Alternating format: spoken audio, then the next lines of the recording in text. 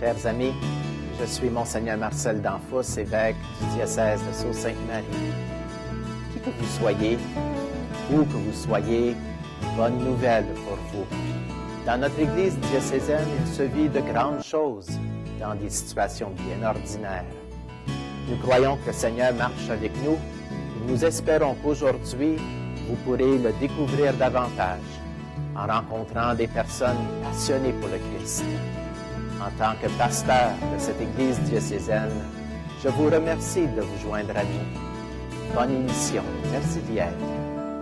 Bonjour, ici Gérald Lajeunesse de l'Église diocésaine. Aujourd'hui, dans le cadre de Jean chez nous, j'ai le plaisir de vous présenter M. Dominique Chivot. Bonjour Dominique. Bonjour, bonjour. Bienvenue à notre émission. Ça me fait plaisir. Alors, Dominique, la première chose que j'entends en te parlant, c'est que tu n'as pas le même accent que moi. Ou plutôt, je n'ai pas le même accent que le tien. Toi, oui, on n'a pas le même accent.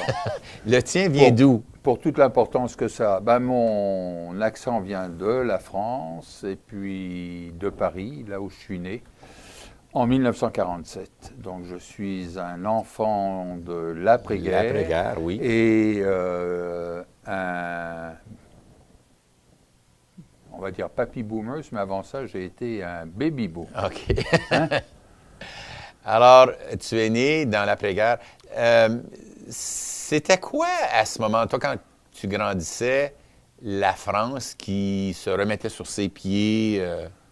Oui, ben, j'étais d'abord très jeune, mais ce dont je me souviens peut-être le mieux, c'est vraiment une vie, si je compare à la vie que l'on a sur le plan matériel, qui était vraiment très simple. Là, même mes parents, qui n'étaient pas des gens pauvres, mais on vivait très simplement par, j'allais dire, nécessité.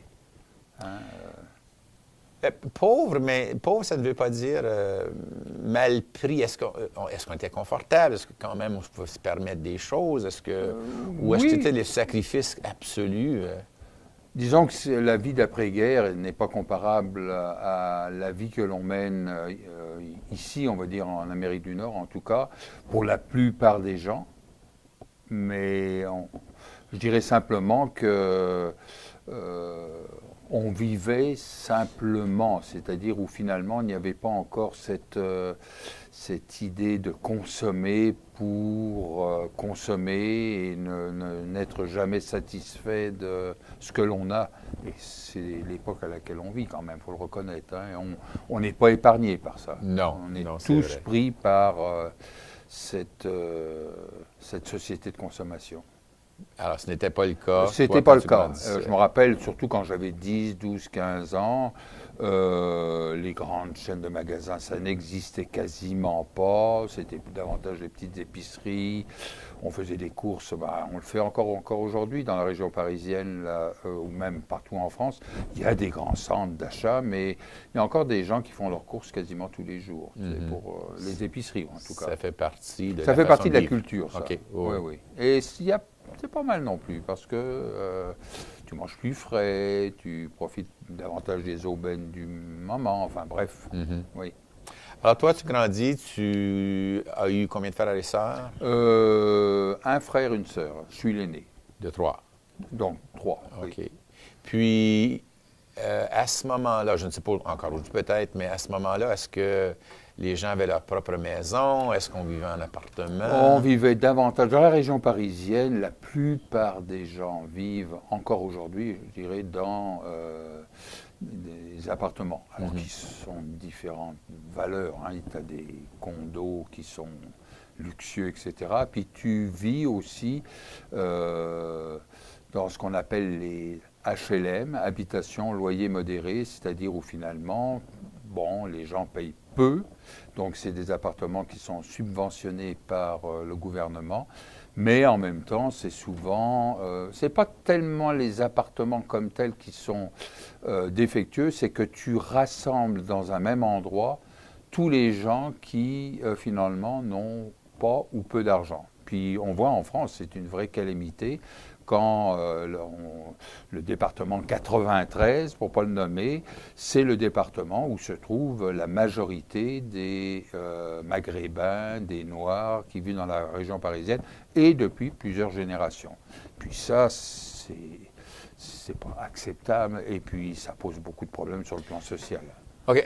Alors, dans le temps où toi, tu grandissais, est-ce que c'était la même chose? Est-ce que on voyait les gens, j'aime pas le mot classe, mais quand même, peut-être pas classe sociale, mais classe économique? On le ressent peut-être moins aujourd'hui, parce qu'aujourd'hui, on va parler de classe moyenne. Il faut protéger la classe moyenne. On en parle même, on en a parlé dans les dernières élections canadiennes.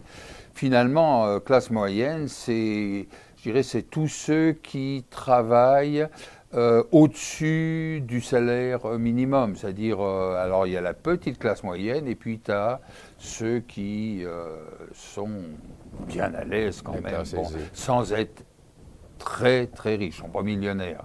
Donc la classe moyenne s'est agrandie beaucoup. De mon temps, on va dire, quand j'étais jeune, je ne sais pas si c'était la même chose un peu partout, mais en France, c'est quand même encore aujourd'hui un pays qui est très politisé, où on se démarque de la droite, de la gauche, du centre, de l'extrême droite, etc. Il y avait à l'époque où je vivais un parti communiste qui était très puissant, influent dans la politique du moment. Il faisait souvent la balance un peu du pouvoir, ce qui fait que la notion de classe, je dirais, existait. Encore, à ce moment-là. À ce moment-là, aujourd'hui, beaucoup moins. Okay. Alors, toi, tu grandis, classe moyenne? Moi, je dirais la classe moyenne, pas celle qui se trouve plus riche, mais disons, mon père travaillait bien, enfin, avait un bon salaire, donc on était à l'aise, quoi. Hein? Ce qui m'amène à dire que toi, quand même, en grandissant, petit, tu étais pas dans la misère, pas dans les grands riches, mais concrètement, à la maison, c'était quoi, les amis? Où est-ce qu'on joue si on demeure dans l'édifice? On joue dans les cours qui nous amènent... on descend les escaliers, on arrive dans la cour. Donc on a beaucoup d'amis de ces immeubles qui se touchent, qui sont nombreux. On a les amis d'école. Il n'y a pas de problème pour les enfants. Hein. Alors, ils arrivent toujours à se retrouver. Mais c'est souvent le cas avec les enfants. Ils sont très résilients. Ils n'ont pas les soucis du jour le jour pour la plupart. Non, mais ça tient, je pense, à moins d'être véritablement avec des parents qui vivent stressés par tout ce que cause la misère. La plupart des enfants sont épargnés par ça, je veux dire. Oui. Et je pense que le rôle des parents, c'est de ne pas nécessairement impliquer les enfants dans les difficultés matérielles du ménage ou même les autres difficultés qui seraient des difficultés d'ordre beaucoup plus relations personnelles. Alors, protéger l'enfant.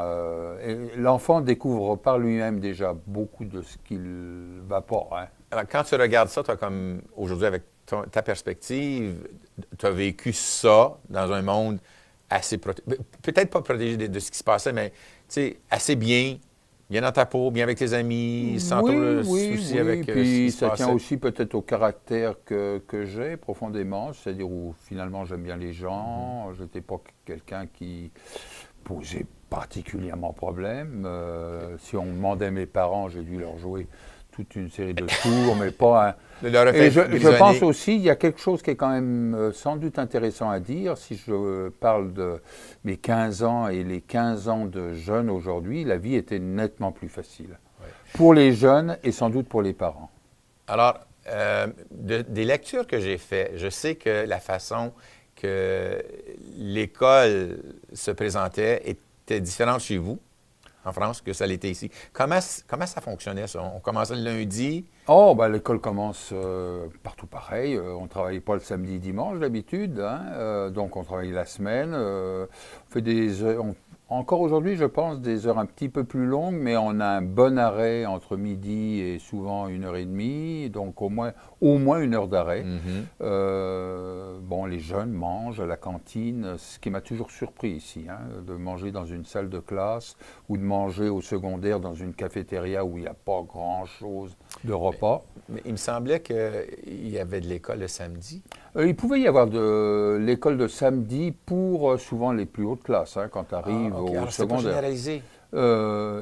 Non, bah, c'est pas généralisé. Il y a des régions en France, hein, en OK. termes d'éducation. Chaque région a, on pourrait dire, une certaine liberté d'organiser un peu ses cours. Mais finalement, c'est le même curriculum national, oui, oui. comparé au Canada où chaque province est responsable un peu de son, est responsable de son système d'éducation. Alors, toi, donc, tu fréquentes l'école. Ben, j'ai fréquenté l'école élémentaire, comme tout le monde, c'est qui est une école quasiment de quartier. Et mon école secondaire, je l'ai effectuée au séminaire.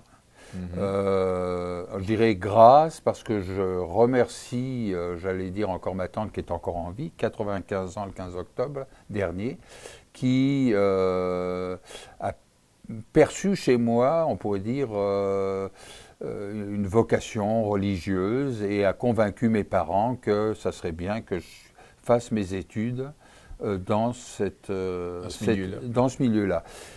Et je n'ai pas regretté. S'il y a quelque chose dont je dois remercier ces jésuites, ces prêtres-là, c'est de m'avoir donné une formation dont je bénéficie encore aujourd'hui. Alors, tu es de Paris. As-tu fait tes études à Paris? Dans la région parisienne. OK. Donc, d'ailleurs, à cette époque-là, c'était vraiment internat. Il y avait des jeunes qui venaient des quatre coins de France. Donc, on voyait ses parents une fois par mois. Et je ne sortais pas, c'est les parents qui venaient la plupart du temps. Bon, puis ça s'est allégé un tout petit peu pour ceux qui vivaient dans la région parisienne, parce que quand tu vivais en Bretagne, il n'était pas question vraiment que tu partes pour une fin de semaine voir tes parents. Donc c'était, comme ça se faisait d'ailleurs ici, tu voyais tes parents à Noël, à Pâques, et bien sûr les grandes vacances. Puis ça ne m'a jamais vraiment posé problème, ça. Vraiment. On s'habitue à ce style de vie-là. On ne s'ennuie pas de ses parents, de ses frères, ses Je sœurs, pense qu'il y a ses des bons côtés. Il y a le fait que j'ai aimé beaucoup ce milieu. Il y a des relations, disons, d'amis. Là, j'ai encore des amis aujourd'hui qui étaient au petit séminaire. Hein, donc, et puis ça fait une belle lurette déjà. Par contre, il y a des effets négatifs. Certainement, j'ai pas vu ma sœur et mon frère, qui est 6 ans plus jeune que moi, grandir véritablement au quotidien. C'est-à-dire qu'on se voyait à Noël, on se voyait de temps en temps. Alors ça nous a pas posé problème en termes de relations par la suite, mais il y a des choses qu'on ne sait pas qui se sont produites alors qu'ils ont vu à la maison. Exactement. Ça permet une certaine connivence, oui, simple peut-être. Le fait qu'on est proche tout ce temps-là. Oui, oui. Alors ça manque. Voilà. C'est certainement... C'est pour ça qu'aujourd'hui, ce genre de formation où on retire, d'ailleurs, on l'a vu dans un autre contexte bien plus dramatique ici, au Canada, oui. Avec les Autochtones, quand tu, je dirais, arraches les enfants de leur milieu pour dire on va leur donner une formation, c'est quand même un gros pari, ça, le pari de détacher l'enfant de son milieu familial. Dans le cadre des Autochtones, c'était bien pire, parce que c'était l'idée de... Langue, culture, exactement. Donc, quand ils revenaient chez eux, surtout sur une plus longue durée, ils étaient étrangers à l'école et étrangers quand ils revenaient chez eux. Alors voilà, tu as fait l'école de quartier au primaire. Oui, et l'école de... Voilà. Et ensuite, j'ai passé mon bac secondaire et j'ai été faire des études à Lyon. Toujours au grand séminaire, pendant 2 ans, en philosophie, et tout en restant au séminaire, avant de faire de la théologie, la congrégation disait il faut une formation. Donc, vous devez, et c'était pour te donner une formation, puis tester un peu, voir si tu avais vraiment la vocation. Puis la maturité, oui. etc. Et on est resté dans l'établissement. On est même arrivé à vivre en appartement. C'était bien la mode à cette époque-là. Et j'ai fait des études d'histoire. Mais au point... C'est les années 68, ça, où c'est par après que je me suis posé, où j'ai fait cette réflexion en disant, on était tellement comme tout le monde qu'on se demandait en quoi on était différent de les camarades qui étaient autour de nous, parce qu'il n'y avait plus d'ancrage avec à la fois le projet et je pense que pour être prêt, devenir religieux, il faut vivre dans le monde, mais il y a aussi cet ancrage à une spiritualité, une vie communautaire, etc. Sinon, c'est guère possible, ça. Jésus l'a dit très bien dans Saint Jean, tout en étant du monde, il ne faut pas être du monde. Voilà. Et nous, on a été du monde, tellement du monde, qu'à un moment donné, c'est bien simple, tous les amis du grand séminaire, et on était une quinzaine, là, tu sais, c'était déjà pas mal en déclin, il n'y en a pas un qui a continué. Alors c'est symptomatique, ça ne veut pas dire qu'on n'avait pas la vocation, mais on est arrivé dans un contexte de société où finalement on ne voyait plus tellement l'intérêt. Les années 60 aussi étaient oui. très, très mouvementées en France, ici au Canada, aux États-Unis, on se rappelle la guerre du Vietnam, toutes les grandes démonstrations. Oui, et puis même l'époque, malgré, Vatican II était passé, mais on peut dire quand même que l'Église catholique avait commencé, on pourrait dire, un certain déclin, qu'on connaît encore aujourd'hui. Oui. Alors là, voilà, tu fais 2 ans au séminaire. 2 ans au séminaire, 3 ans à l'université, donc 5 ans à Lyon. Là, je commençais à avoir un peu de barbe. Et puis, l'État m'a appelé, elle m'a dit, Dominique, service militaire. J'avais des sursis, tant que tu étais aux études, ça allait. Oui. Et là, pour raconter l'histoire vite, ils m'ont envoyé 2 années en coopération au Cameroun.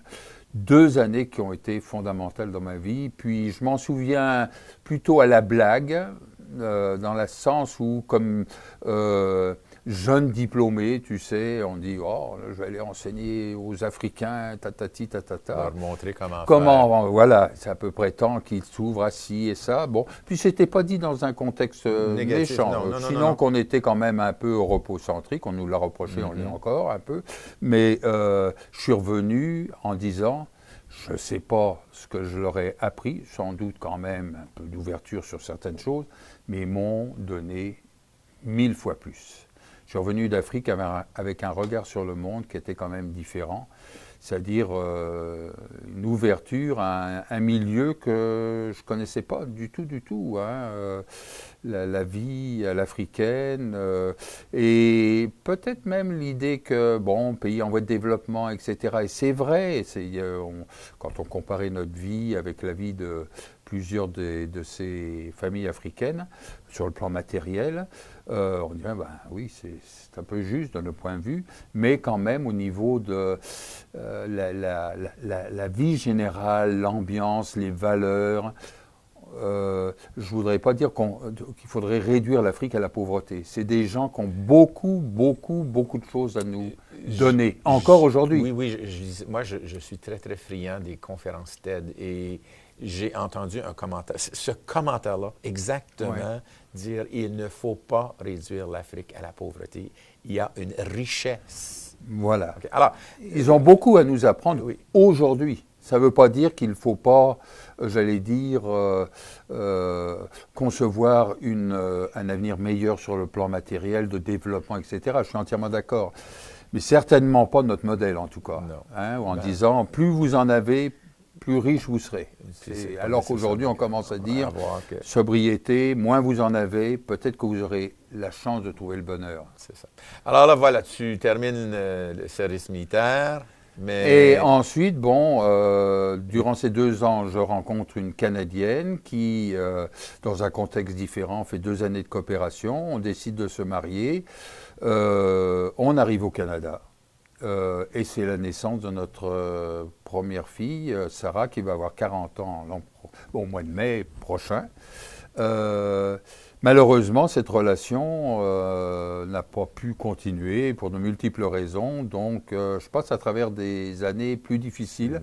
Mais tu fais ça au Canada, rendu ici, là? Ah oui, je suis arrivé, là. OK. Je suis arrivé en 74. Donc, et là, les événements dont je parle, la naissance de Sarah en 77, puis le divorce, séparation, 80. OK. Alors, entre-temps, tu as fait quoi?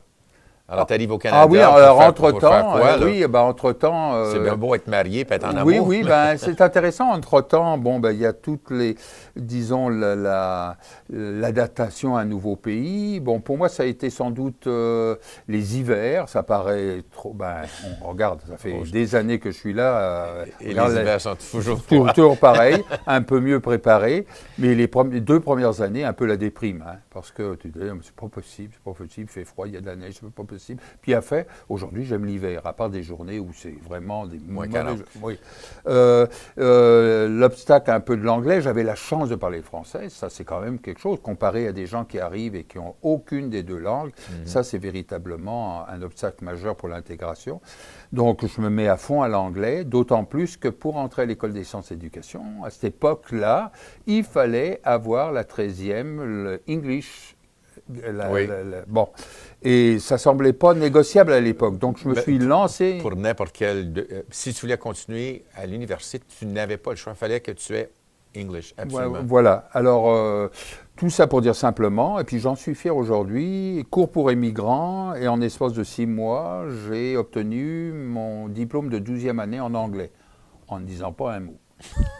Bon, parce que ça, tu t'apprends la grammaire. C'est une autre histoire. OK. Voilà. Et finalement, la recherche de l'emploi, puis j'ai eu la chance, on pourrait dire, d'être embauché à l'école, au Collège Notre-Dame, dans lequel j'ai enseigné toute ma carrière. Alors, ta carrière était au collège? 29 ans. Je faisais partie des meubles, comme je disais à la fin, et 10 ans ensuite un peu à l'université, mais à temps partiel. Donc j'ai passé 29 plus 10, ça n'a pas besoin d'être un grand mathématicien pour dire que ça fait 39, puis 39 années que j'ai aimé sur le plan professionnel. J'ai toujours aimé l'enseignement, j'ai toujours aimé le contact avec les jeunes, même si certains jours, il ne faut pas s'en cacher, c'était pas toujours facile. Hein. De vivre avec des ados... Il y a des journées où tu as envie plutôt de dire bon, mais finalement, globalement, j'ai été heureux dans l'enseignement. Oui. Tu m'as mentionné tantôt petit séminaire, ensuite grand séminaire. On peut s'imaginer quand même qu'il y avait un fondement de foi. Est-ce que ça venait de la famille, ça? Ou... Non. Pas véritablement. Non, je ne veux pas dire que c'est un peu la famille telle qu'on le voit aujourd'hui, c'est-à-dire on va à l'église de temps en temps, on se réunit davantage, on se rencontre aux enterrements, aux baptêmes, etc. Pour le reste, la pratique était, on va dire, à l'occasion. Okay. À l'occasion. Donc, ce n'est pas véritablement la famille qui m'a poussé à rentrer au séminaire, une inclination personnelle peut-être, et puis le fait aussi que cette tante m'a dit, mais ça serait bien pour toi, ça serait bien pour toi. Puis finalement, encore une fois, ça a été une chance pour moi. Et ce que j'en garde, bien sûr, c'est un fond vraiment pas dans le sens, le fond du baril, là, mais de spiritualité profond, un regard du monde à travers une spiritualité, on peut dire chrétienne. Et ça, je pense que je l'ai gardé. Je suis plus dans ce sens-là de ma foi que dans l'aspect plus dogmatique. Ça ne veut pas dire qu'il n'en faut pas, mais c'est pas dans ce domaine-là que je réfléchis. C'est la relation avec... C'est la relation avec Dieu? Voilà, c'est ça, les textes, tout ce qui est plutôt lecture d'une spiritualité au sens chrétien comme tel, mais même au sens un peu plus large.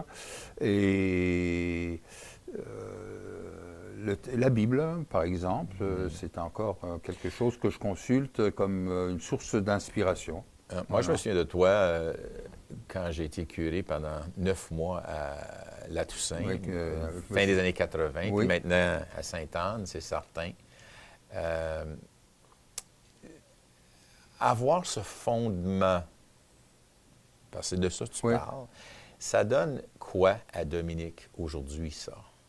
Ben, un regard quand même sur le monde, hein, c'est-à-dire alors qu'on vit dans un monde qui écrase un tas de choses, hein, je pense que j'ai gardé, ça semble un peu pompeux de dire ça dans ces termes, mais un regard un peu transcendantal sur le monde, c'est-à-dire regarder l'homme au-delà de ce qui pourrait être... Ce qu'on voit, Voilà, je te parle, je vois un corps, je vois des yeux qui me regardent, etc. il y a plus que ça. Il y a beaucoup plus que ça. OK. Et ça, il faut, j'allais dire, presque se battre, se convaincre de ça durant quasiment notre vie quotidienne, parce qu'il y a tellement de choses qui nient ça aujourd'hui.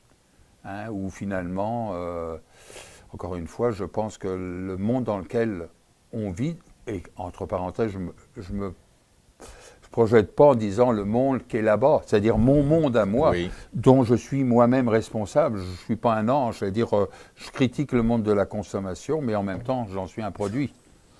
Voilà. Alors là, c'est des fois, tu te sens vraiment mal à l'aise. Tu regardes des choses, tu lis des choses sur des gens en difficulté, puis tu te dis, ben oui, c'est bon, que Dieu les aime aussi, mais tu te dis, mon Dieu. Comment les aime-t-il? Oui, oui. Comment est-ce qu'il s'y prend pour les aimer? C'est un peu court, ça, je dire. Hein? Voilà. Donc, c'est le fait de... C'est ça qui est dur d'être chrétien aujourd'hui, c'est-à-dire entre l'affirmation d'un idéal, parce que c'est ça le christianisme, c'est un idéal. Ça veut dire qu'on n'y arrivera pas nécessairement pour tout, mais en même temps, le fait qu'on se trouve toujours en deçà de ça. Et là, tu te dis, oui, la vérité est là-haut, mais moi, je me situe là. Exactement. Je me souviens d'avoir lu, malheureusement, j'oublie l'auteur, mais l'auteur qui disait, être chrétien, c'est toujours un deuxième mouvement. Parce que le premier, c'est d'être humain avec tout ce qu'on nous portons comme humains.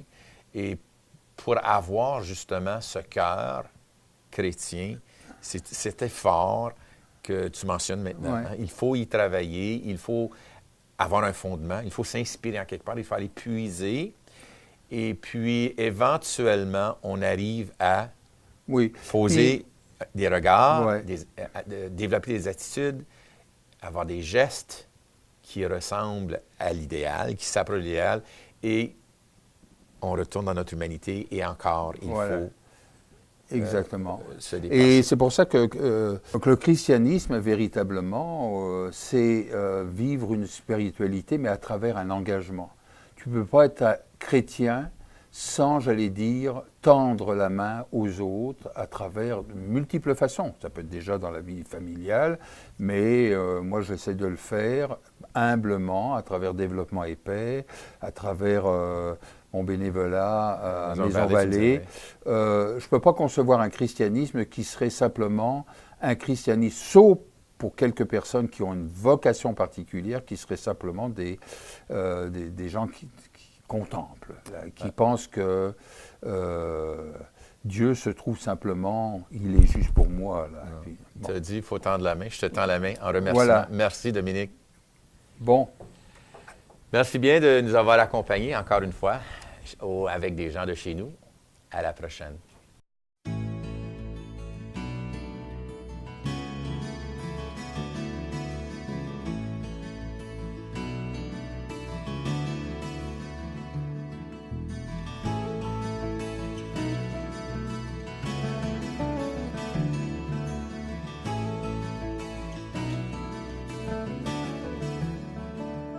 Tous ensemble, il me semble,